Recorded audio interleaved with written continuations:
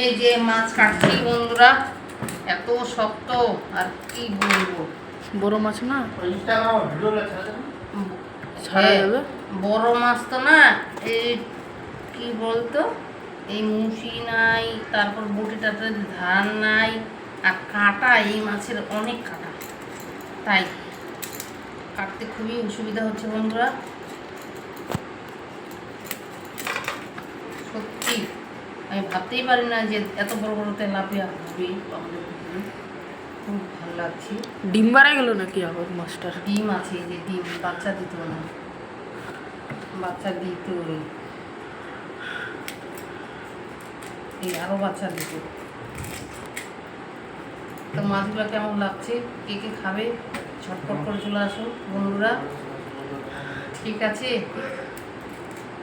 Tata সবাইকে। আমি এখন মাছ কাটি, তারপর রান্না করে আবার রেসিপি করে দেখাবো তোমাদেরকে। তো টাটা বন্ধুরা।